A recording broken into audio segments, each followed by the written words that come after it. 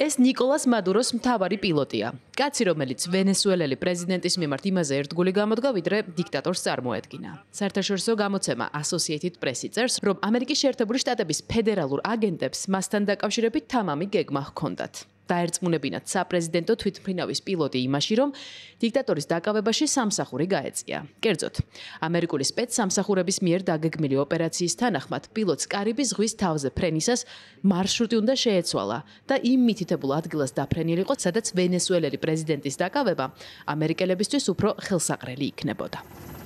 ფედერალურმა აგენტებმა გაიგეს, რომ მადუროს თვითმფრინავები კარიბის ზღვაში მიჰყავდათ ტექნიკური შემოწმებისთვის. მათ დომინიკის რესპუბლიკის ხელისუფლებას თხოვეს ნებართვა, რომ მიახლოებოდნენ მადუროს პილოტებს, რომლებიც იქ სამუშაოს აკვირდებოდნენ.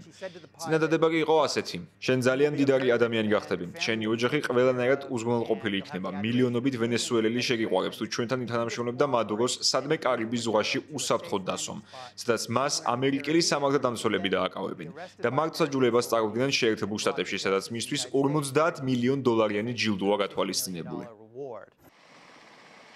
ერთი შეხედვით ცივი ომის პერიოდზე გადაღებული ჰოლივუდური თრილერის სცენარი გასულ წელს დაიგეგმა სწორედ დომენიკის რესპუბლიკაში. მასში ფიგურირებდა კერძო თვითმფრინავი, საიდუმლო შეხვედრა აეროპორტის ანგარზე, დელიკატური დიპლომატია და ეს ყველაფერი მხოლოდ იმისთვის, რომ ნიკოლას მადუროს ლოიალურ კაპიტანს მხარე შეეცვალა. მხარესთან ერთად კი მარშრუტიც, თუმცა პილოტმა უარი თქვა. ჩავარდნილმა ოპერაციამ ერთი რამ ნათელი გახადა. თეთრ სახლში ნიკოლას მადუროს ჩამოგდება ნამდვილად სურთ, რაც ვენესუელელი პრეზიდენტისთვის კარგი ამბავი არ უნდა იყოს. ბოლო 25 წლის განმავლობაში ვენესუელა იყო ერთგვარი ეკალი ვაშინგტონისთვის. თავდაპირველად ყოფილი პრეზიდენტის უგო ჩავესის მოგვიანებით კი ნიკოლას მადუროს სახით, რომელიც ჩავესის მიერ შერჩეული მემკვიდრე იყო. ვენესუელა აქტიურად მუშაობდა ამერიკის შეერთებულ შტატებთან ოპონირებაში გლობალურად, განსაკუთრებით კი ლათინურ ამერიკაში. სწორედ ესაა ერთ-ერთი მიზეზი იმისა, თუ რატომ იყო ვაშინგტონი ასე ფოკუსირებული ვენესუელაში რეჟიმის ცვლაზე. განზრახვები ამერიკის შეერთებულ შტატებს არც დაუმალავს. მანამდე ნიკოლას მადუროს დაკავებისთვის საჭირო ინფორმაციისთვის $50 მილიონი ჯილდო დაწესდა. თუმცა ექსპერტები თვლიან, რომ ეს ვენესუელური პოლიტიკური ელიტისთვის არაფერია. ვენესუელის პრეზიდენტის მიმართ ლოიალურად განწყობილი ახლოწრე კორუფციული გარიგებებით გაცილებით მეტს იღებს. მით უმეტეს, რომ ვენესუელა ნავთობით მდიდარი ქვეყანაა. მაგალითად, ფინანსთა ყოფილმა მინისტრმა ალეხანდრო ანდრადამ გასამართლებამდე ქრთა მისახით $1 მილიარდი აიღო. ნიკოლას მადურო სასტიკი დიქტატორია და მე ვფიქრობ, რომ ეს ადმინისტრაცია დაინტერესებულია ვენესუელაში დემოკრატიის წინსვლით. მაგრამ სხვა რეალობა იმაში მდგომარეობს, რომ ვენესუელა მსოფლიოს უმსხვილესი სანავთობე რეზერვების ადგილია ამ პლანეტაზე. ის ასევე არის საიმიგრაციო კრიზისის წყარო, რაც 8 მილიონი ვენესუელის ქვეყნიდან გაქცევაში გამოიხადა. რა თქმა უნდა, ვენესუელა წარმოადგენს ასევე ჩინური და რუსული გავლენების ადგილს დასავლეთ ნახევარსფეროში. ასე რომ ვფიქრობ, რომ ეს ყველა მიზეზის გამო ხდებოდა. ტრამპის ადმინისტრაციას ვენესუელა სამიზნეში ჰყავს. ნიკოლას მადუროს ხელისუფლებას ამერიკის შეერთებული შტატების სხვა ქვეყნების მსგავსად არ აღიარებს და თვლის, რომ არჩევნები დემოკრატიული გზით არ ჩატარებულა. ოფიციალური პირები ვენესუელის მმართველობას ხშირად მოიხსენებენ როგორც რეჟიმს.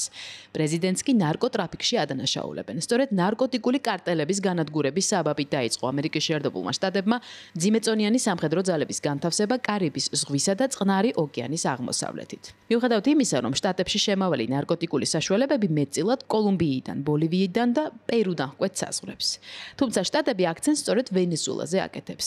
თვეზე მეტია კარიბის ზღვის აუზში მნიშვნელოვანი ოპერაციები მიმდინარეობს. ამერიკელები იმ ნავებს ანადგურებენ, რომლებსაც ნარკოტიკული საშუალებები შტატებში შეაქვთ. ოპერაციებს რამდენიმე ათეული ადამიანიც კი ემსხვერპლა.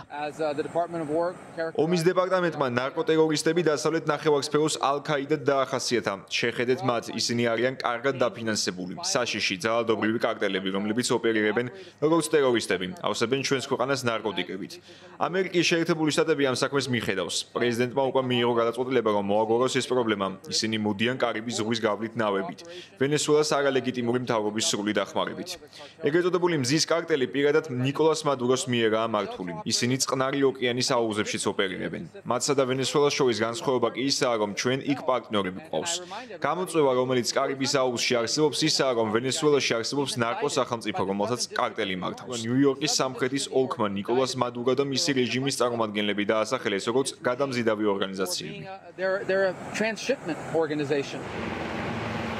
ამერიკის შეერთებული შტატების ხელისუფლებამ აქამდეც ღიად თქვა, რომ ცენტრალურ სადაზვერვო სააგენტოს იგივე CIA-ის ვენესუელის ტერიტორიაზე სადაზვერვო ოპერაციების ჩატარების ავტორიზაცია მისცა. ამ ეტაპზე ჩანს, რომ მშვიდობის დარგში ნობელის პრემიაზე ამბიციების მქონე დონალდ ტრამპი ღია ომში შესვლას არ გეგმავს, თუმცა ყველაფერს აკეთებს იმისთვის, რომ ვენესუელის ამჟამინდელი სანქციონირებული მთავრობა შეცვალოს.